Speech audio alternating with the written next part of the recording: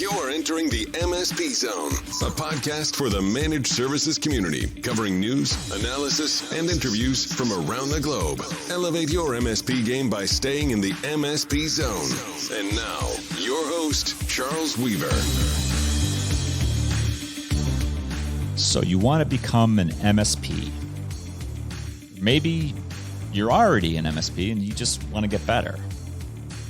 The managed services profession is an exciting, vibrant, and important community that serves tens of thousands of customers and organizations all over the world every year, and that number is growing every year.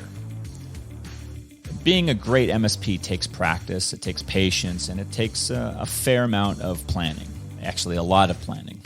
And that's why we have decided to create a series of short, instructional podcast episodes to help guide newer MSP organizations. It doesn't necessarily have to be startups. You could be mature, seasoned MSP organizations to help you navigate the often complicated world of managed services. And this series is going to hopefully sequentially take the listener through a series of kind of early stage, pre-revenue business entity, all the way to fully production ready, delivering a managed services offering kind of evolution. Now, I say sequentially, we're going to be doing these things in somewhat of a sequential order, but if you consume them in a different order, that's fine. I think the larger point is that you should go through all of these steps and make sure that you have all of these steps performed and checked off before you start to actually, invest significantly in tools, in people, in anything that's serious in your MSP practice, because these will help streamline a lot of your steps, a lot of your planning, and allow you to do it more efficiently and with minimal kind of complication and duplication of effort. And episode number 1 of the series, and we're calling it the MSP Best Practices series. Step number 1 is something that it's a head scratcher for a lot of people. Like when I talk to MSPs and they say, "Hey Charles, what's the first thing I need to do is being an MSP? Give me some advice." And what should I do as an MSP startup? The first thing I always say is what's your business plan? Show me your business plan. And they have a look of kind of a vacant look sometimes of, don't you mean buy an RMM? Because I already have an RMM. I just bought it last week, and they said that I'm an MSP if I buy that. Well, no, that's not necessarily true. And how do you know which tool to buy? Well, I don't know. Who are your customers? I don't know. Where's your geographic service delivery area? Do you even have one? Are you global? Are you national? Are you state, provincial? Are you based in a city? Do you have a vertical market of customers? What types of services are you delivering? What size of customers do you have? Do you want to have? These are all baseline questions, baseline fundamental questions that if you don't have answered, and if it's not a formal business plan, at least have it as you spent some amount of time. I mean, real serious time thinking about what you want to do, what you're good at, what you think you can deliver. Because that is so critical to making all the subsequent moves that you're going to have to make, including buying that RMM tool, right? I don't mean to say that you can do this without an RMM. Far from it. But if you don't have a plan on how you're going to do it, then you're going to potentially waste money and time, and neither of those is good. And this advice is good for startup. This is indispensable advice for startup MSPs. And that includes MSPs that are starting up maybe with people who have already had MSP experience in their past. Maybe they've worked for an MSP. Maybe their company got sold, and so they spin off and they say, hey, we're going to start up a new MSP practice. A very common thing, by the way, that has been happening for 20 plus years. Yet another reason why I think this,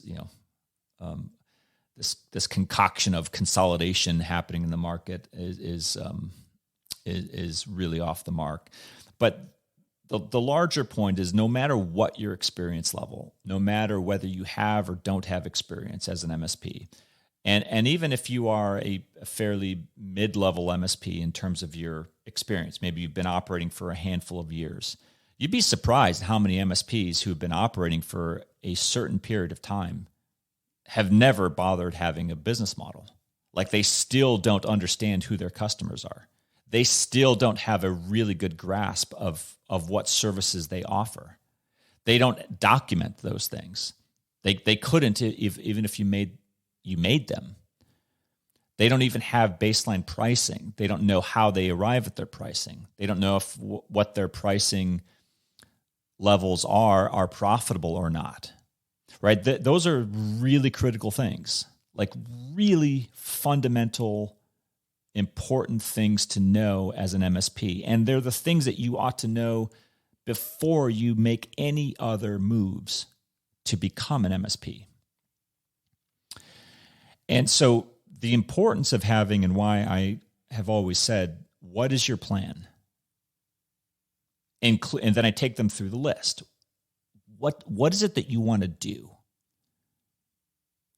Right? Like, if you were in the restaurant business, it would be similar to saying, well, I want to start up I want a restaurant. I want to feed people. No, that's not enough. What do you want to do? Well, I want to open up a family restaurant. Okay, what does that mean? Do you want to serve Italian food? Do you want to serve Greek food? Do you want to serve steaks? Do you want to serve, seafood? Do you want to be vegan? Do you want to be buffet? Do you want to be fine dining? Do you want to be fast food? What is it that you want to do? It's that level of detail and that level of planning that must take place in preferably some sort of documentation that I'm going to call a business plan, that will provide the structure for all the subsequent steps that you need to perform in order to become, even on day one, a viable service delivery MSP. So here's a great example. If you don't know with a high degree of specificity, and I mean really well, like you understand at least two of these things really well, you're going to be in trouble, or you're going to be facing more difficult and challenging headwinds than you should be or need to be. Because all of these things are eminently solvable.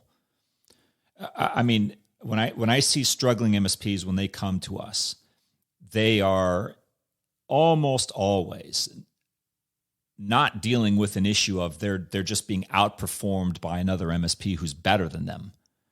They're struggling because they have failed to plan sufficiently and they left the dock too soon, and they forgot to plug the numerous holes in the bottom of the boat, and they're sinking. And they're wondering, why am I sinking? Well, before you set sail, you should have figured out if you had holes in your boat. So some of the things that are very critical must have bits of information for your business plan. Number one, you have to have a charter or a mission statement that really addresses a business need of a fairly articulated customer class. And that means you have a good sense of who the customers are and or what types of services you want to deliver to that class. Now, I'm saying and or because some people say, look, I don't want to be a specialist in any one type of customer. Like I want to be SMB, right? But I don't want to differentiate if I'm in, North Carolina or if I'm in California. It doesn't matter where I am. I'm going to be good at delivering these types of services to a broader customer class. That's fine. But what are the services that you want to deliver? Like those have to be well articulated and documented in your plan. So that means not just I want to be a managed service provider to the SMB.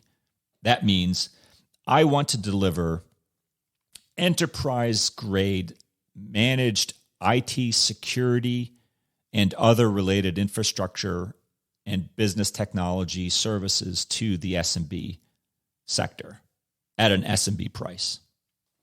Like that would give a great amount of context to someone reading it, because that would mean, okay, well, enterprise grade security. All right, I get that. That means some of the things that are now evolving, like XDR, SIM, SOC as a service, things that have traditionally been in the enterprise layer for many years that are now filtering down into the mid-market SMB, right? That's a very crystal clear picture. You want to get that even more well-defined? You apply that same service methodology or plan to banks, hospitals, insurance companies, law firms, accounting firms, retail stores, restaurants, shipping, entertainment, gambling, hotels, real estate, government, state government, local government, county government, federal government, and on and on and on.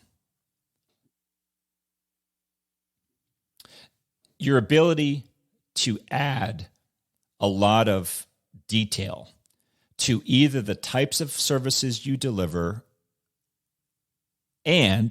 but at least the types of customers to whom you are selling. So services and or customers. If you have those both really well defined, you have solved an incredible amount of variables that are going to present themselves to you during the course of your pre-launch run-up. Like those are going to be really critical things that if you, let's say you went out and bought all of your tools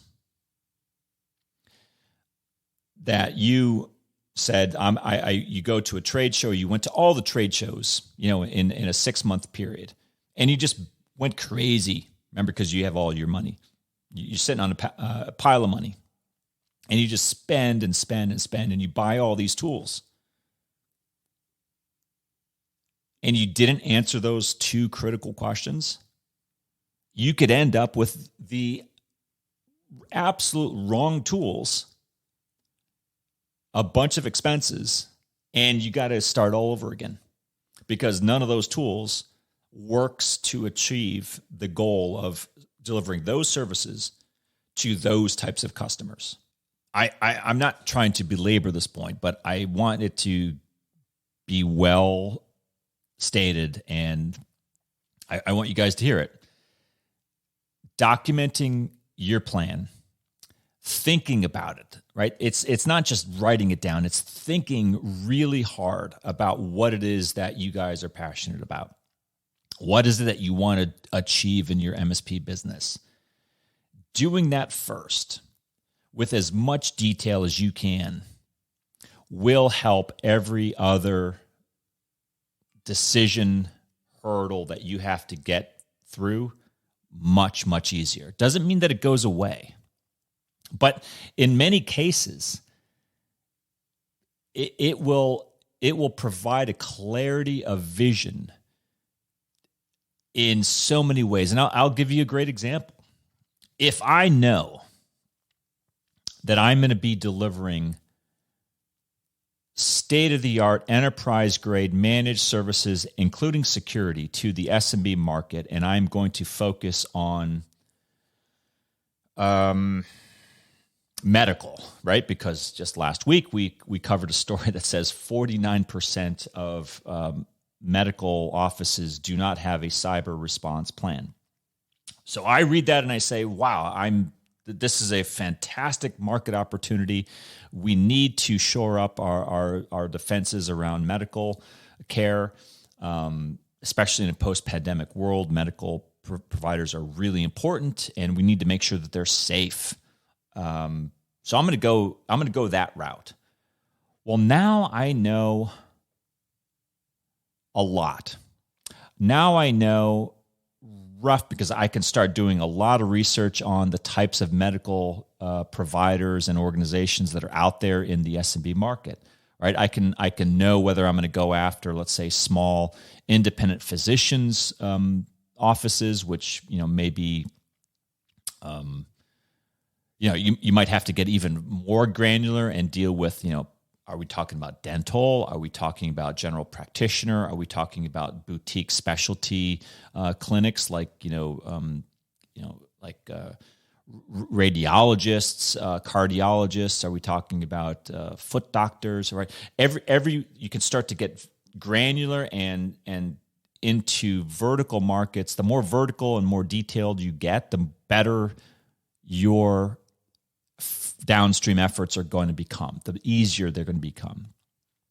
But if you have that level of detail now in your business planning stage, you then are able to go to market and say, well, I need these types of tools. And I need these types of tools because this is the type of infrastructure that those types of small, call them SMB medical providers and users typically like to use. Wow, so now I know, well, this vendor over here doesn't really play well in that arena because these are not the types of devices that they're really suited to monitor and manage. But this vendor over here, they really do a good job of that. So now I can favor this type of platform. Are they going to need backup as a service? Are they going to need sophisticated SOC, SIM, XDR type of solutions? Maybe not, but I need to start somewhere, so I need to start with multi-factor authentication.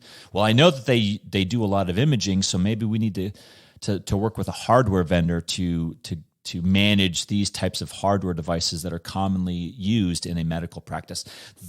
You start to narrow your focus and your energy and your resources into solving a problem that is getting smaller and smaller and smaller.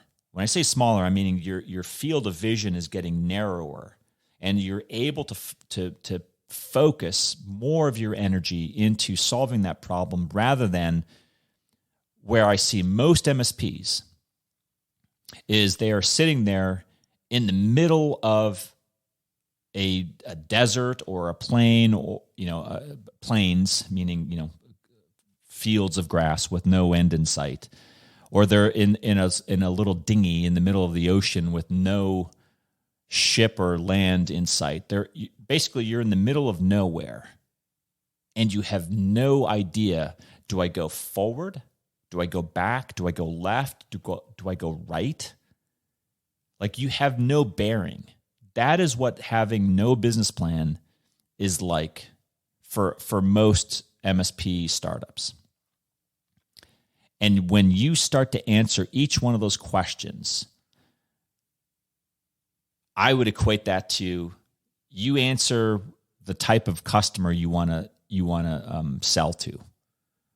And you start to get specific, and you start to dive really deep into the character profile of those types of customers. And then you add on to that the types of services that you think that they are going to be willing to buy from you. And you add on to that, you start to narrow down the types of service bundle packages and the margins you're going to make and the types of hardware and software that you may need to offer. Every one of those characteristics or details is a road sign saying this city this way, or a building on the horizon to give you some perspective and some general idea of where you need to be heading. It's giving you knowledge instead of you just being adrift in a open sea with no concept of which way, no compass to guide you.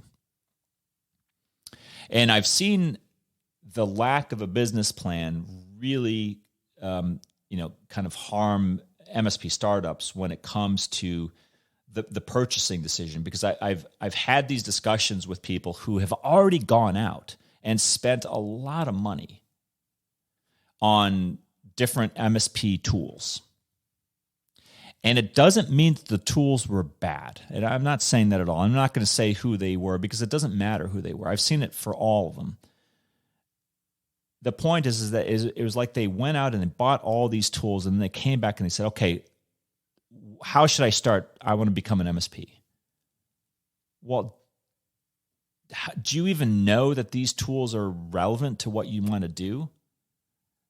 And in the more severe cases, I've seen MSPs, people who've actually had to throw away a good amount of money and time because the tools that they acquired, they paid licenses for, just weren't suitable for the job.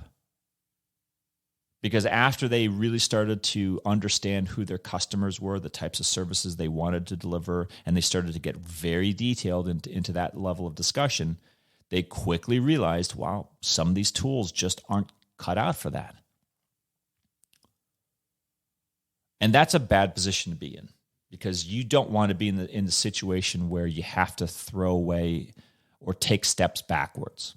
That's never a good thing in any business venture. So having a business plan for your MSP startup will provide a great amount of clarity for your future decisions that must be made. It should dramatically lessen, it won't eliminate, but it will lessen the amount of missteps and kind of the wasted time, the wasted resources and effort that you may and probably will see in any startup venture, right? That's what the nature of being a startup is. You're gonna make mistakes. It's not about eliminating mistakes. It's about reducing the number of mistakes you do make and reducing the impact of those mistakes that you do make and how significant they are to your overall success. And that ultimately leads, in my opinion, to a very critical business desirable outcome, which is a faster time to market. Developing your MSP business plan first will equate to a faster time to market, meaning you will be faster to a point where you are able to deliver a viable managed IT services offering to your defined customer base, ready to scale that service. That's what I mean. That's what I mean by time to market. And it cannot happen without a business plan. It generally won't happen. Like, you may get lucky and you may sell a project, right? Don't get me wrong. You may think you're selling a managed services offering, which it may likely be something else, like a break fix or a block time and materials kind of subscription, which is, again, not managed services. But if you really do some important, critical planning first, wow, does it have almost miraculous downstream impact and benefits for you and everyone involved. by doing that little bit of planning in the early stages. And again, if you're not the type of person that you want to write a formal business plan, like I get that, but you should at least have a slide deck. Put a PowerPoint together and say, look, this is what I want to do. And try to be as articulate as you can be. What types of services? Who do you want to sell to? Start listing the types of products that you think that you're going to need in order to deliver those managed services offerings. Start to think about, because I haven't talked about it yet, but think about the type of people you're going to need to hire. All right? If I have a business plan that requires me to service, a very unique customer class that happens to favor, for example, like an AS400 server, like not a mainstream server at all. All right, well, that's going to impact who I go and hire, because not everyone coming out of a 4-year degree college with a computer science degree is going to understand management of an AS400 system. Right? And there are many other examples of that where you may have specializations, you may have very unique characteristics to your managed services business plan that require different tools, different people, and a different approach to sales, a different approach to marketing than you may experience with other types of MSPs. And so when I hear people say, well, managed services, it's due for consolidation because nobody can distinguish from someone else.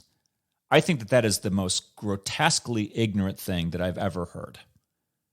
And I hear it a lot, and I'm sorry that I do hear it a lot, because when I look at the managed services landscape, I see an incredible amount of diversity of approaches to the market, the types of customers. Even if you take 100 MSPs who all have the same identical product service offering, you dig deep and you will see that there are really big differences in their approach. Not just pricing, I'm talking how they deliver, to whom they deliver, their knowledge and understanding of their customers, their interaction with the customers, the business impact, the risk, the just the level of skill that comes from understanding a particular customer, assuming everything else is the same. That's what I'm talking about when I talk about the diversity of the managed services profession. So don't be fooled or lulled into a false sense of every MSP is identical to one another just because you use the same tools. It is not true. There is an incredible, just look at restaurants. If you doubt me, are all restaurants just providers of food for consumption to the general public?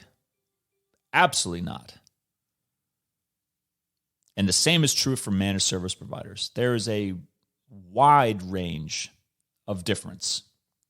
And so within that wide spectrum of colors that you can pick from, be original, be adventurous, be bold, do something that you like and you believe in. Stake a place for yourself in this profession, but do so with some thought. Write it down in some fashion with as much detail as you can, and armed with that plan, I am fairly confident that you will have a much easier time. Doesn't mean it's going to be easy and just, like a breeze, a walk in the park. No, I'm not saying that. But you will make your future efforts, all the other decisions that you need to make on your path towards becoming an MSP will become easier. I guarantee you it will. And I've seen this firsthand. I believe it. I absolutely believe it. And for a little bit of work on the front end, you save a ton of time and money on the back end. Our MSP Best Practices series Episode 1, writing a business plan. Good luck. Be adventurous. Thanks for listening. If you enjoyed today's episode, please give us a like. Make sure you are subscribed to the podcast so you will get notified when future episodes are released. We will see you next time in the MSP Zone.